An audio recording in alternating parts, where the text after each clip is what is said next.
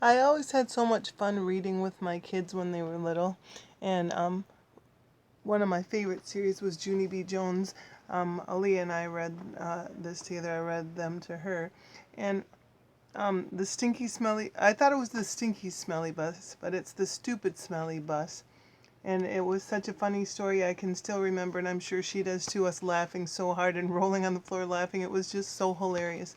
So I thought I would just try this and see how it goes. I'll read it to you. The shine gets on there, but it's a great book. All right. Junie B. Jones and the Stupid Smelly Bus.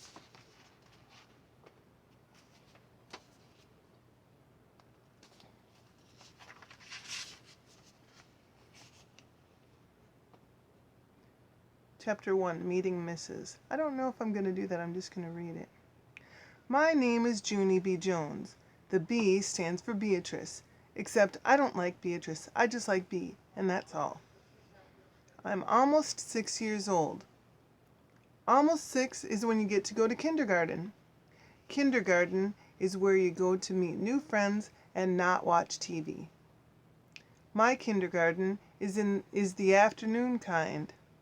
Today was my first day of school. I'd been to my room before, though. Last week, Mother took me there to meet my teacher.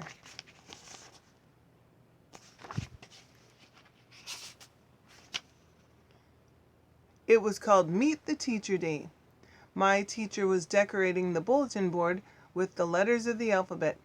I already know all of those letters, I said. I can sing them, except I don't feel like it right now.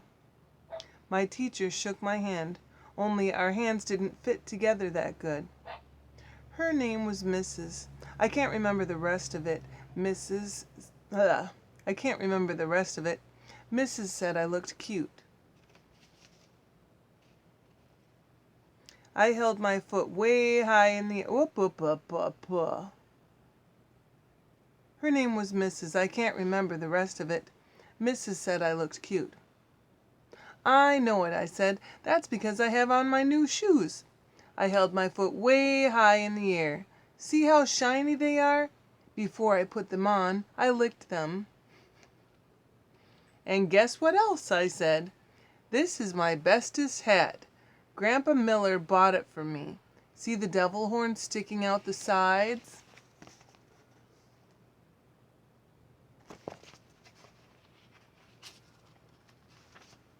Mrs. laughed, except I don't know why. Devil horns are supposed to be scary. Then we walked around the room and she showed me where stuff was, like the easels where we get to paint, and the shelves where the books are, and the tables where we sit and don't watch TV. One of the tables in front of the room had a red chair. I would like to sit here, I think, I told her. But Mrs. said, we'll have to wait and see, Junie. B, I said, call me Junie B. I hollered the B part real loud so she wouldn't forget it. People are always forgetting my B. Mother rolled her eyes and looked at the ceiling. I looked up there too, but I didn't see anything. Are you going to ride the bus, Junie B? Mrs. asked me. I made my shoulders go up and down. I don't know. Where is it going to? My mother nodded her head and said, yes, she'll be riding the bus. That made me feel scary inside, 'cause I never rided on a bus before. Yeah, only where's it going to? I asked again. Mrs. sat on her desk. Then she and my mother talked more about the bus. I tapped on Mrs. Guess what? I still don't know where it's going to. Mrs. smiled and said that the bus driver's name was Mr. Wu. Mr. Wu, said Mother. That's an easy name for Junie B to remember. I covered my ears and stamped my foot. Yeah, only where's the stupid smelly bus going to? Mother and Mrs. frowned. Frowning is when your eyebrows look grumpy. Watch yourself, Missy, said Mother. Missy's my name when I'm in trouble. I looked down at my shoes. They didn't look as shiny as they did before. Just then, another mother and a boy came in, and Mrs. went off to talk to them instead of me. I don't know why, though. The boy was hiding behind his mother and acting very babyish. I can beat that boy up, I think.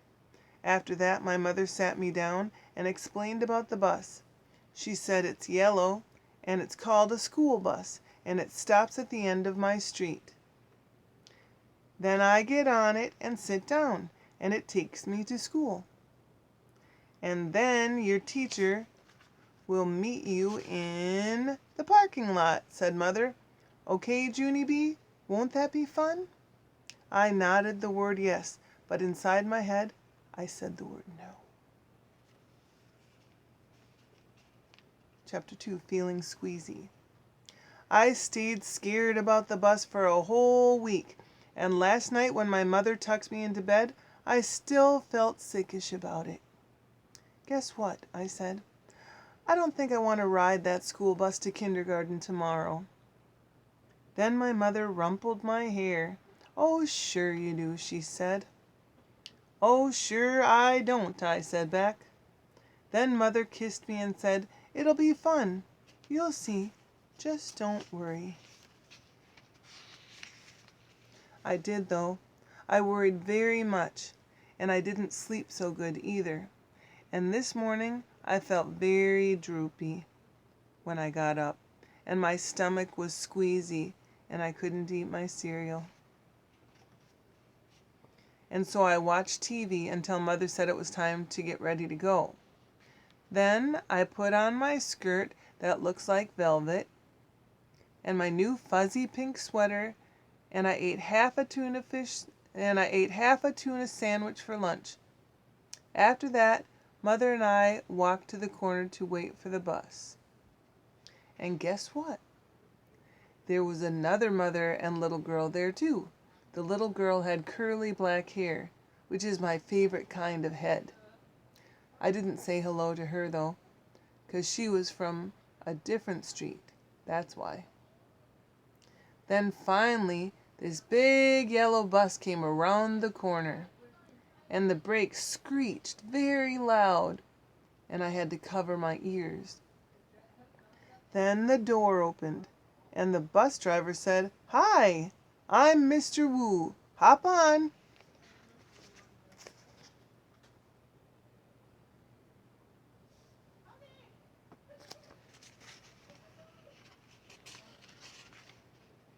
Except I didn't hop on, 'cause my legs didn't want to. I don't think I want to ride this bus to kindergarten, I told Mother again. Then she gave me a little push. Go on, Junie B, she said. Mr. Wu is waiting for you. Be a big girl and get on. I looked up at the windows. The little girl with the curly black hair was already in the bus. She looked very big sitting up there and kind of happy. Look how big that little girl is acting, Junie B, said Mother. Why don't you sit right next to her? It'll be fun, I promise. And so I got on the bus, and guess what? It wasn't fun. Chapter 3, The Stupid Smelly Bus. The bus wasn't like my daddy's car at all. It was very big inside, and the seats didn't have any cloth on them. The little curly girl was sitting near the front, and so I tapped on her. Guess what? I said. Mother said for me to sit here. No, she said. I'm saving this seat for my best friend, Mary Ruth Marble. Then she put her little white purse on the place where I was going to sit. And so I made a face at her. Hurry up and find a seat, young lady, said Mr. Wu. And so I quick sat down across from the curly mean girl, and Mr. Wu shut the door. It wasn't a regular kind of door, though. It folded in half, and when it closed, it made a whishy sound. I don't like that kind of door. If it closes on you by accident, it will cut you in half, and you will make a squishy sound. The bus made a big roar. Then a big puff of black, smelly smoke came out of the back end of it. It's called bus breath, I think. Bus breath, I think. Mr. Wu drove for a while. Then the brakes made that loud, screechy noise again. I covered my ears so it couldn't get inside my head, 'cause if loud, screechy noises get inside your head, you have to take an aspirin. I saw that on a TV commercial. Then the bus door opened again, and a dad and a boy with a grouchy face got on. The dad smiled. Then he plopped the grouchy boy right next to me. "This is Jim," he said. "I'm afraid Jim isn't too happy this afternoon." The dad kissed the boy goodbye, but the boy wiped it off his cheek. Jim had on a backpack. It was blue. I love backpacks. I wish I had one of my very own. One time I found a red one in a trash can, but it had a little bit of gushy on it, and Mother said no. Jim's backpack had lots of zippers. I touched each one of them. 1, 2, 3, 4, I counted. Then I unzipped one. "Hey, don't!" yelled Jim. He zipped it right up again. Then he moved to the seat in front of me. I hate that Jim. After that, the bus kept stopping and starting, and lots of kids kept getting on. Loud kids, and some of them were the kind who look like meanies. Then the bus began getting very noisy and hot inside, and the sun kept shining down on me and my fuzzy, hot sweater. And here's another hot thing. I couldn't roll down my window because it didn't have a handle, and so I just kept on getting hotter and hotter. And it smelled in the bus too. The bus smelled like an egg salad sandwich. I want to get off here," I said right out loud, but nobody heard me. I hate it in this stupid smelly bus. Then my eyes got a little bit wet. I wasn't crying though, 'cause I'm not a baby, that's why. After that my nose started running, only the bus didn't have a glove compartment, which is where you keep the travel tissues, of course. And so I had to wipe my nose on my fuzzy pink sweater sleeve. Then I stayed on the bus for about an hour or 3, until finally I saw a flagpole and a playground. That meant we were at kindergarten. Then Mr. Wu drove the bus into the parking lot and stopped. I jumped up very fast, 'cause all I wanted to do was get off that stupid smelly thing. Only guess what? That Jim pushed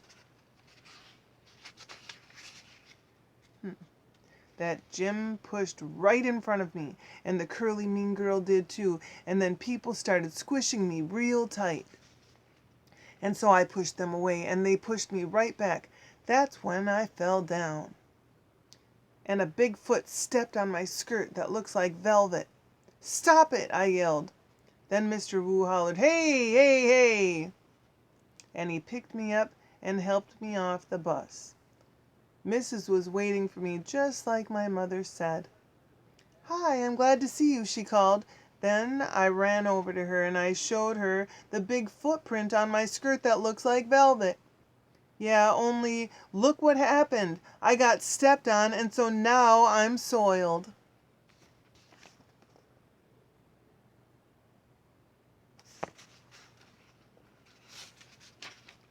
Mrs. brushed it.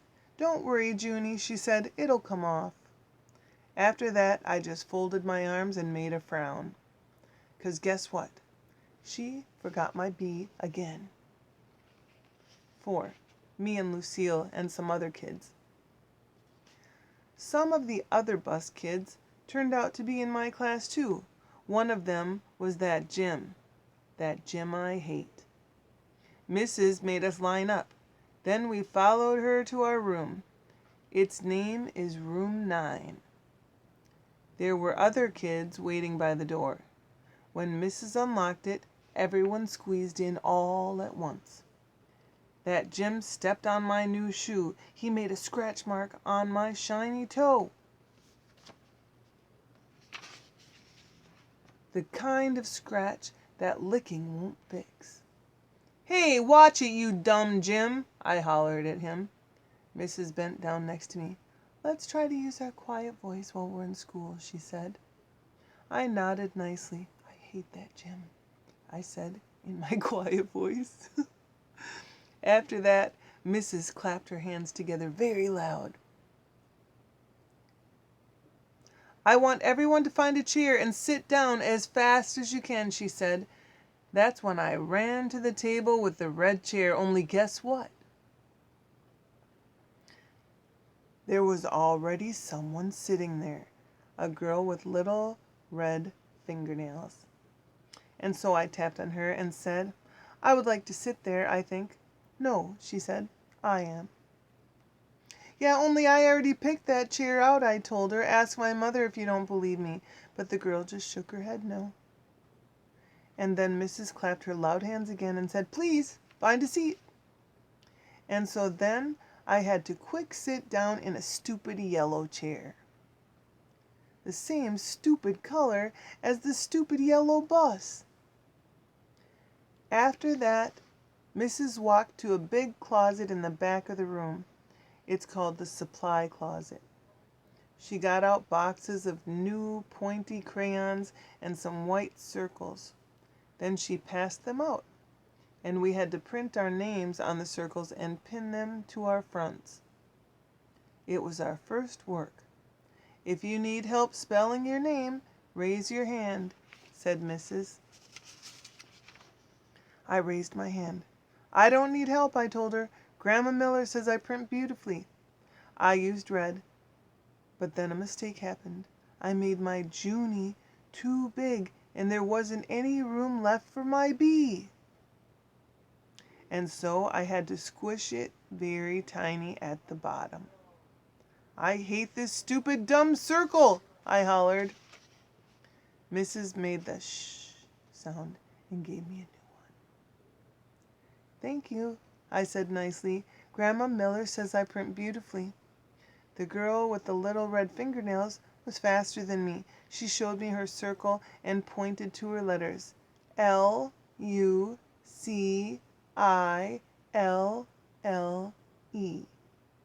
"That spells Lucille," she said.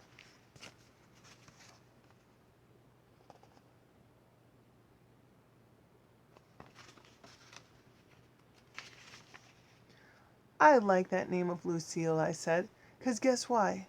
Seals are my favorite animals, that's why." Then Mrs. passed out drawing paper, and we drew pictures of our family. Mrs. put a happy face sticker on mine. It was very good, except I made my father too teeny and Mother's hair looked like sticks. After that, Mrs. took our class on a walk around the school. Everyone had to find a buddy to walk with. My buddy was Lucille. We held hands. The boy I can beat up was right in front of us. His buddy was that Jim. That Jim I hate. The first place we walked to is called the Media Center. My mother calls it a library. It's where the books are. And guess what? Books are my favorite things in the whole world. "Hey, there's a jillion of them in here," I hollered, feeling very excited. "I think I love this place." The librarian bent down next to me. She said to use my quiet voice. "Yeah, only guess what? Right now, I just like the kind of books with pictures. But Mother says when I get big, I'm going to like the kind with just words and also stewed tomatoes." The boy I can beat up said, "Shh." I made a fist at him. Then he turned around. After that, we went to the cafeteria. The cafeteria is where kids eat lunch. Except not when you're in kindergarten. I said, it smells... No, that's not what she said. I said, it smells yummy in here, just like paschetti and meatballs. Then that Jim turned around and held his nose. Pee-you, I smell you, he said. Lucille laughed very hard, and so I stopped holding her hand. The next place we went to was the nurse's office. It's very cute in that place. There are 2 little beds where you get to lie down, and 2 little blankets that are the color of plaid. Our nurse doesn't look like a nurse. She doesn't wear white clothes and white shoes. Our nurse is just a regular color. Lucille raised her hand. My brother said that last year he came here and you let him take off his shoes and he got a drink of water in just his socks. That Jim turned around again. P.U. I smell your feet, he said to Lucille. This time Lucille stuck out her tongue at him. After that, we held hands again. Number 5, Principal. After we left the nurse, we went to the main office. That's where the boss of the school lives. His name is Principal. Principal is a baldy. He talked to us. Then Lucille raised her hand. My brother said that last year he had to come down here and you yelled at him, and now he's not allowed to beat up kids at recess anymore. Principal kind of laughed. Then he held the door for us to leave. After that, we walked to the water fountain, and Mrs. let us get a drink. I didn't get a long one, though, 'cause kids kept tapping on me. Hurry up, girl, they said. Yeah, only guess what? That's not even my name, I told them. Her name is Junie Bumblebee, said Lucille. Then she laughed, but I didn't think it was a very funny joke. After that, Mrs. showed us where the bathrooms were. There's 2 kinds of bathrooms in our school, a boys' kind and a girls' kind. I can't go in the boys' kind, though, 'cause no girls allowed, that's why. I tried to peek my head in there, but Mrs. snapped her fingers at me.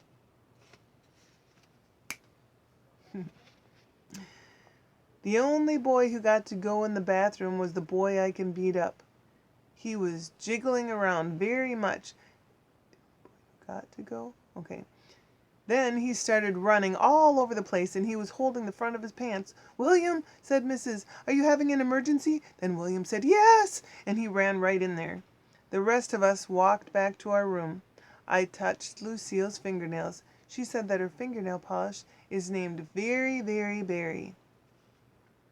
I would like to have my fingernails red too, I said, but I'm only allowed to have the kind of polish that makes them look shiny. Its name is Clear. Clear is the color of spit. I hate clear, said Lucille. Me too, I told her. And I also hate, we'll see on the next page what she also hates, but here. They made a picture of that. I can only imagine. And I also hate yellow, which is the color of the stupid, smelly school bus. Lucille nodded her head. My brother said when you ride home on the bus, kids pour chocolate milk on your head. Then all of a sudden my stomach felt very squeezy again, 'cause I had to ride the bus home. That's why. Why did you have to tell me that for, Lucille? I said kind of grouchy. After we got back to room 9, we did some more work. It was a game to help us learn each other's names. I learned Lucille, and also a girl named Charlotte, and another girl named Grace. Then I learned a boy named Ham, which we eat at Grandma Miller's. Pretty soon, Mrs. clapped her loud hands together. Okay, everyone, gather up your things. It's almost time for the bell. Then I heard a noise in the parking lot. It was the screechy brakes. And so I looked out the window and I saw the school bus. It was coming to get me. Oh no, I said kind of loud. Now I'm going to get chocolate milk poured on my head. Then I chewed on my fingers. Get in line," said Mrs. "When we get outside, I want all of my bus students to come with me. The rest of you must go to the crossing guard." Everyone was lining up. I was the very last one. Just then the bell rang, and Mrs. marched out the door. Then everybody else marched out too. Except guess what? I didn't. 6. A good hider. When you're the very last one in line, nobody watches you. That's how come nobody saw me when I ducked behind the teacher's desk and hid. I'm a good hider. One time at Grandma Miller's house, I hid under the kitchen sink. Then I made a growly sound and sprung out at her. I'm not allowed to do that anymore. Anyway, I stayed scrunched behind the teacher's desk for a while, and then I saw a better place to hide. It was the big supply closet in the back of the room. And so I ran back there very fast and I squeezed onto the bottom shelf. I squeezed right on top of the construction paper.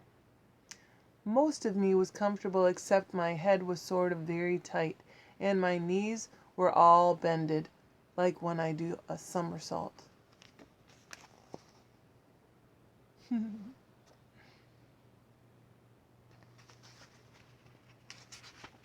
Then I pulled the door mostly closed. Don't shut it all the way though. And I mean it, I said right out loud. I stayed real quiet for lots of minutes. Then I heard noises in the hall, and some feet came running into the room. Big people's feet, I think. "What happened?" I heard someone ask. "One of my girls is lost," said a voice that sounded like Mrs. "Her name is Junie B. Jones, and she didn't get on the bus, so now we've got to go out looking for her." Then I heard some keys jingle, and the feet were running out again, and then the door shut. I still didn't come out of the closet, though. When you're a good hider, you can't come out for a very, very long time.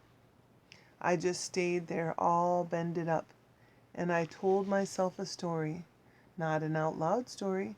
I just told it inside my head. It was called The Little Hiding Girl. I made it up, and this is how it went. Once upon a time, there was a little hiding girl.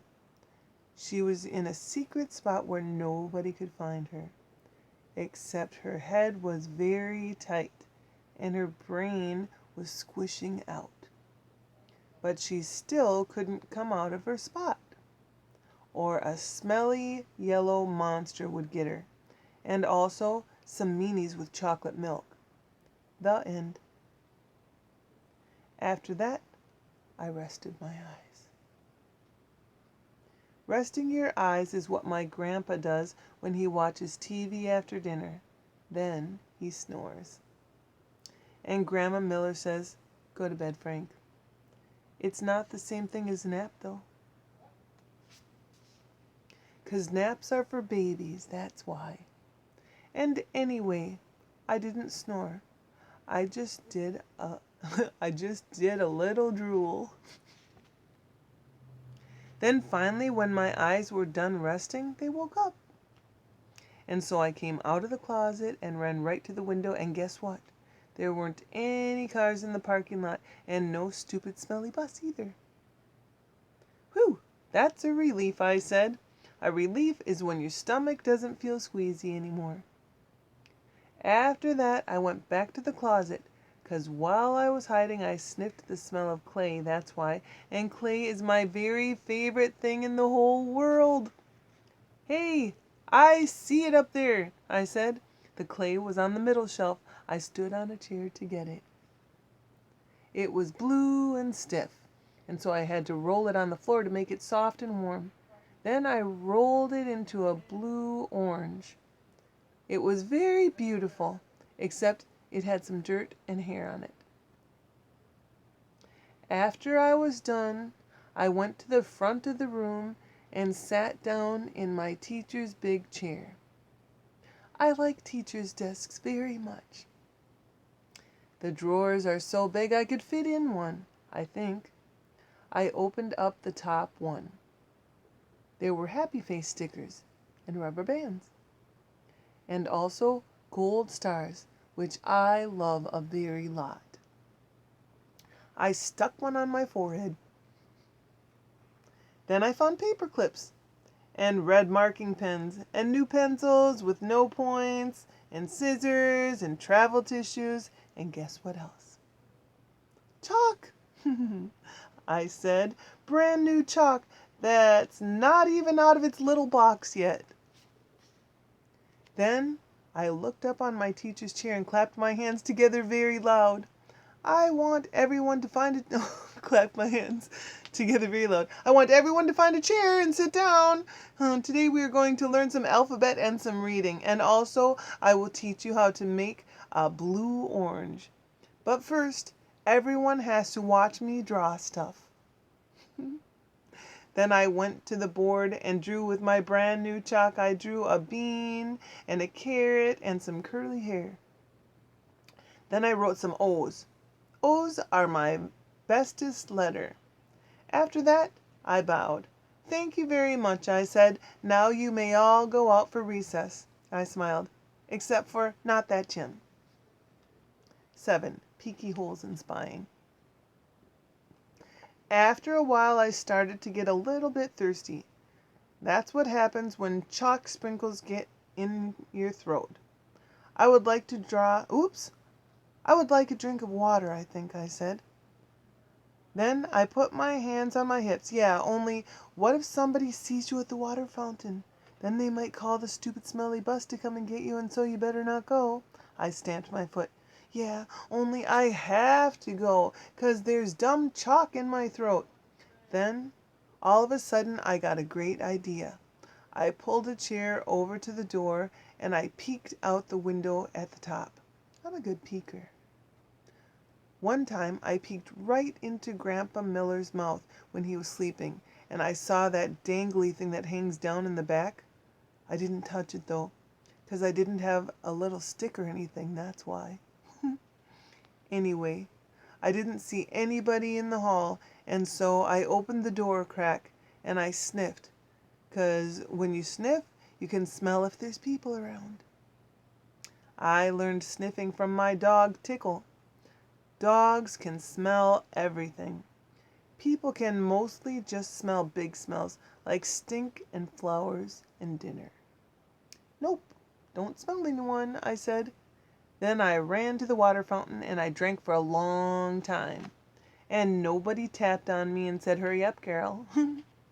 After that, I stood on my tippy toes and I tippy-toed to the media center, 'cause I love that place, remember? The media center is kind of like a fort. The shelves are like walls, and the books are sort of like bricks, and you can move some of them around and make peeky holes. Peeky holes are what you spy out of. Then, if you see somebody coming, you can make your breath very quiet, and they won't find you.